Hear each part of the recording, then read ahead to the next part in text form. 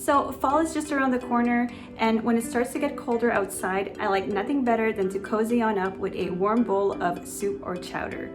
In this week's video, I'm going to be sharing with you some very easy soups and chowder recipes that I think you're going to love.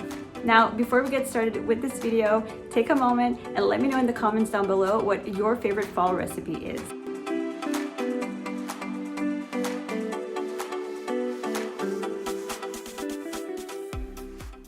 Hi everyone, and welcome back to my channel. If you're new here, welcome. My name is Stephanie and I do food related content here on my channel. I do what's for dinner videos once a week where I share with you new recipes that I've discovered and found for my family. So if that is something that seems interesting to you, then please go ahead and hit that red subscribe button down below. It's completely free. And also if you hit the notification bell, you will be notified when I post a new video. So now let's head on into the kitchen and get started. The first recipe I have for you this week is a cheddar broccoli and potato soup. As always, all the recipes mentioned today will be linked down below. So the first thing I'm going to do is prep all of my veggies. Now to save up on time, I already peeled and cut my potatoes off camera, and I'm simply keeping them in a bowl of water to keep them from browning. The carrots and celery have already been peeled and washed, so now all I have to do is chop them up. You will need about 3 to 4 carrots and 2 to 3 celery stalks depending on the size. You also need 1 onion, 3 cloves of garlic, and 2 heads of broccoli. So that's all the veggies I'm going to need, so let's just go ahead and get these chopped up. So I'm starting off with the celery, and you're looking to get about a cup of chopped celery.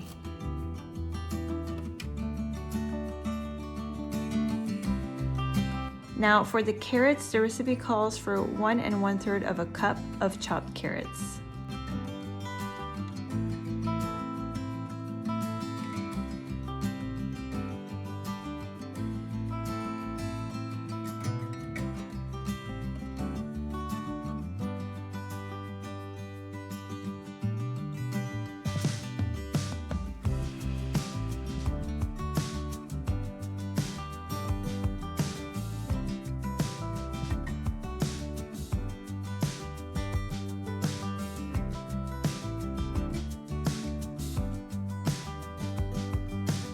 So now I'm getting started on the broccoli. Unfortunately, my broccoli wasn't as fresh as I would have liked.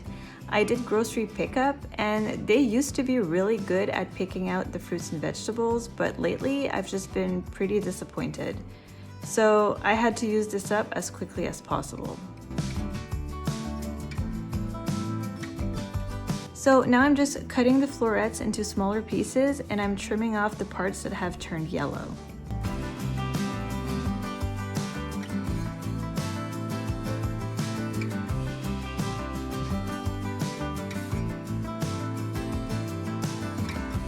I know a lot of people just throw away the stem, but I think it's such a waste. The stem is actually really good. So I'm just cutting off the hard skin that's on it, and I'm just going to chop it up and add it into the soup.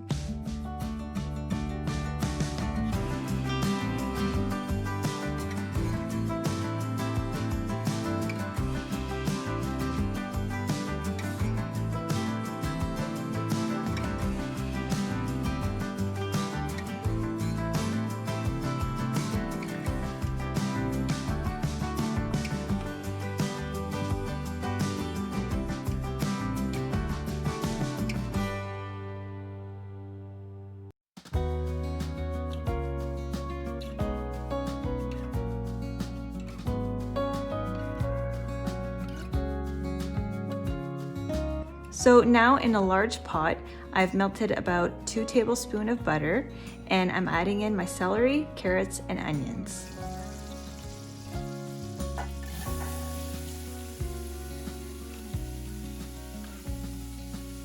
I'm going to season this with some salt and pepper, and I'm going to cook this for about 5 minutes or so until the vegetables start to soften.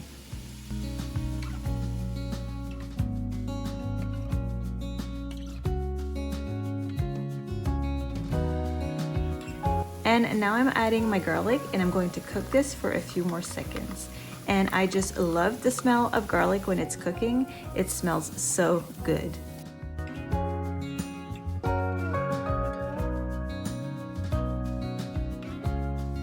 Okay, so now I'm adding in 3 cups of chicken broth.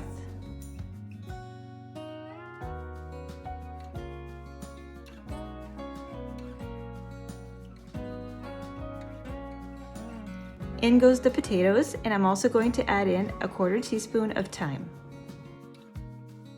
Gonna add a little bit more salt and pepper, and then I'm going to bring this to a boil.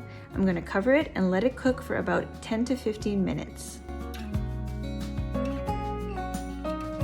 Now, the recipe says to cook it for 15 minutes, but after 10 minutes, my potatoes were already starting to get pretty tender. Any longer and I think they would have ended up extremely mushy. So just make sure to keep an eye on it. For me, it took about 10 minutes. So now that my veggies are almost done, I'm going to stir in the broccoli and cook this until all the veggies are tender. In the meantime, I have a saucepan here and I've melted about 4 tablespoons of butter, and I'm going to whisk in 6 tablespoons of flour. I'm going to keep whisking and cook this for another minute or so.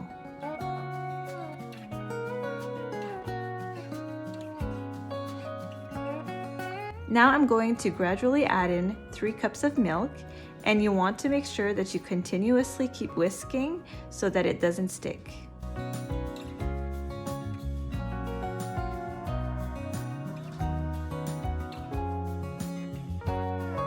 I'm then going to stir this until it thickens and starts to boil. So this right here is the consistency that you're looking for. You want it to be smooth and completely lump-free.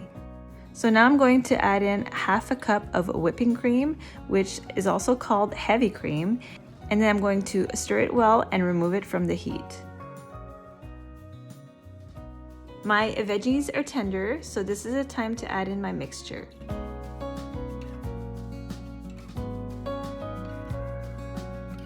I'm going to give this a good stir, and then I'm going to add in my cheese.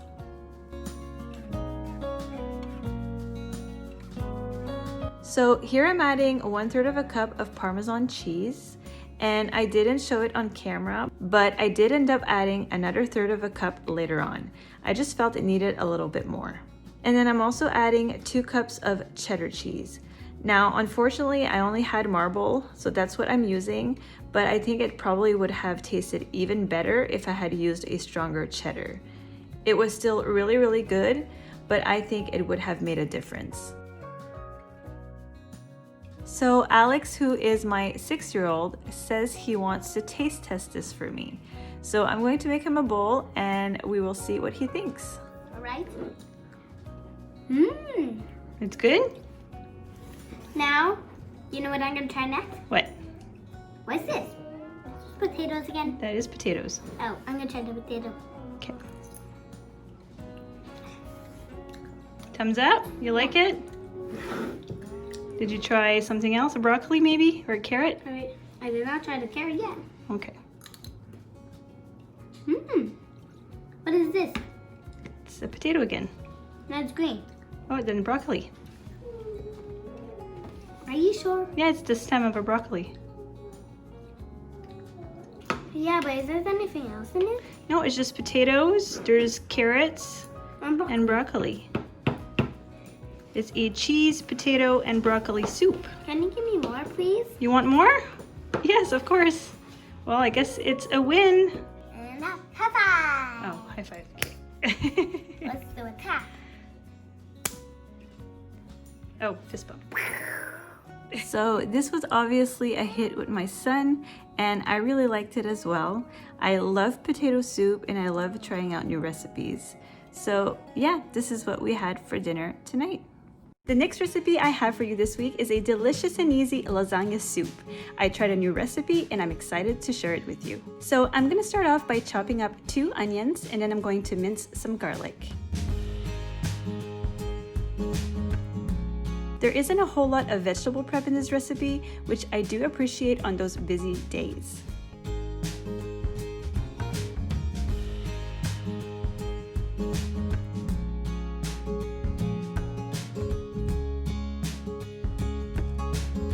All right, so now onto the garlic. You need about 4 cloves, and I'm just gonna go ahead and quickly get this garlic peeled. Okay, so I'm going to grab my onions now and I'm going to add in the garlic. I'm going to mince them using my handy dandy garlic press.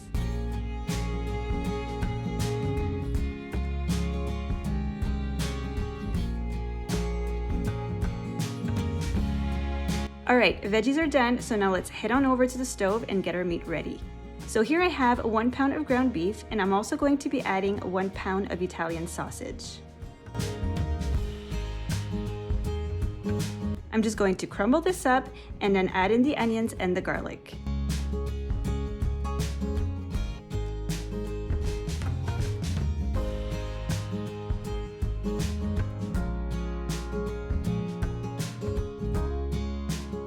Seasoning it with some salt and pepper, and I'm also going to add in 2 tablespoons of Italian seasoning.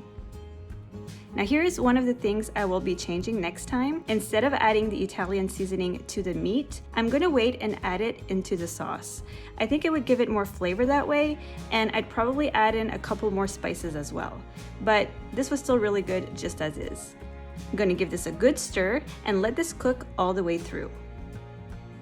So the meat is cooked, so I'm going to drain this and then come back and add the rest of my ingredients.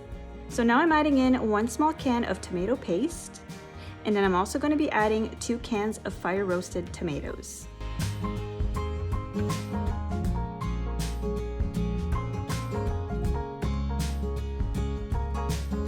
I'm also adding half a teaspoon of crushed red pepper flakes, just to give it a little kick. You can always add more if you want it spicier. Here I am adding my liquid. I have 8 cups of chicken broth that I'm going to add right in.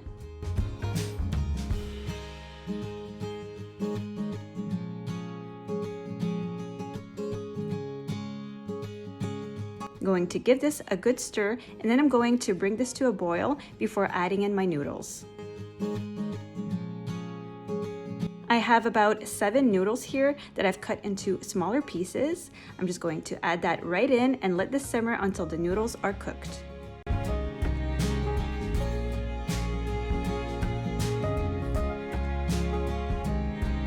Okay, so this looks like it's done and it smells amazing. So I'm just going to go serve this up and I'll come back and show you what it looks like. So here you have it. I just sprinkled a generous amount of mozzarella and Parmesan cheese on top, and it looks so good, I could not wait to bite into it. This recipe was really good. Everyone liked it, and I will most likely be making it again. So the next recipe I'll be sharing with you this week is a potato corn chowder recipe. I love having corn chowder during the fall season. I think it's such a great comfort food, and it's just delicious. So this recipe is actually a new one. I've never tried this one before, but it looks super simple and easy to make, so I thought I would give it a try. So here are the ingredients. The first thing you're going to need are 5 to 7 potatoes. You're going to need 1 cup of cheddar cheese.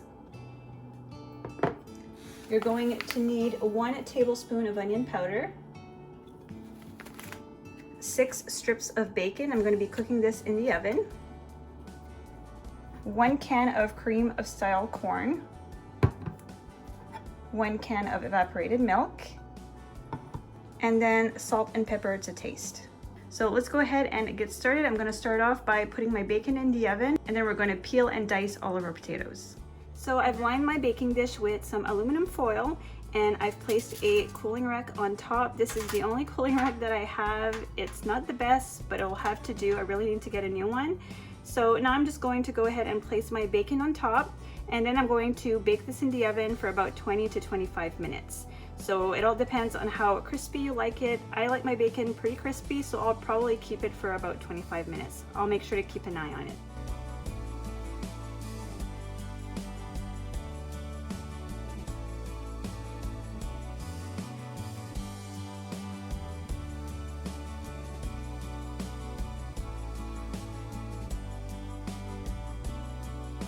Alright, so now time to pop this in the oven.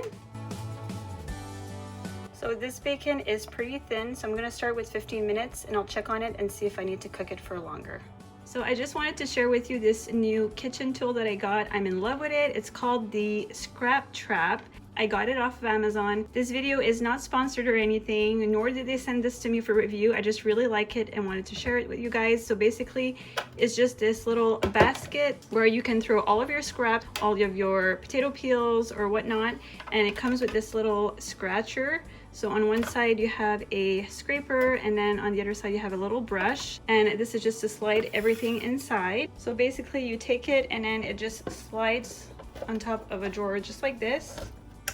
Push it down and you close it, and there you go. So while you're working here on your surface, you can just scrape everything right inside. And then once you're done, you just grab it and then put everything in the trash, and this washes off very easily. So super fun. I love this thing so much. I highly recommend it, and I will have it linked down below in case you're interested. Okay, so now I'm getting started on the potatoes. Now I prefer peeling my potatoes with a knife, but Daniel prefers using a carrot peeler. So I'm curious, let me know in the comments down below what you use when peeling potatoes.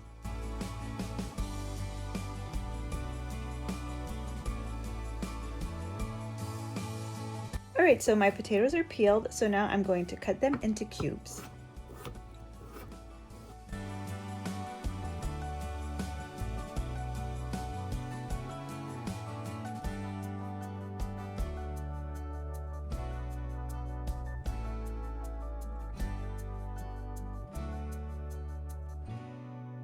So as you can see, my bacon is cooked. They are nice and crispy, and I did end up cooking it for 20 minutes and they turned out perfectly. Here I have added my potatoes into a large pot filled with water. You want to add just enough water to cover it, and I'm going to bring this to a boil uncovered until the potatoes are tender. So it's been about 10 minutes. My potatoes are done. I'm going to keep half a cup of the potato water to use up later, and I'm going to drain the rest of the water. Now I'm adding in my can of corn.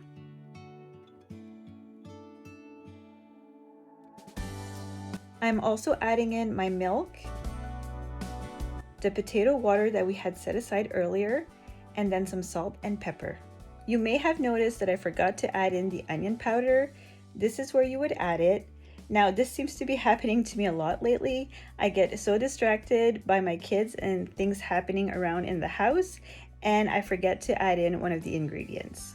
I did notice it later on though, and I added it off camera. So I'm just going to let this heat through, then I'm going to come back and add in the remaining 2 ingredients. This is now nice and hot, so now is the time to add in my cheese. And here's my bacon all chopped up. I'm going to give this a good stir, and I'm going to mix this until the cheese has completely melted. Alright, so this is done. This is looking really good, so I'm going to serve this up and show you what it looks like.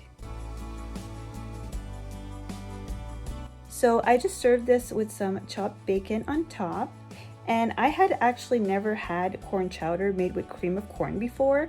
Normally I would just use regular corn, but this was really good. I was really impressed. I actually ended up going back for a second serving. So I'm definitely going to be making this one again, and if you like corn chowder, I highly recommend this one. Alright you guys, so that is it for this video. I really hope you guys enjoyed, and I will see you again in my next one. Bye guys!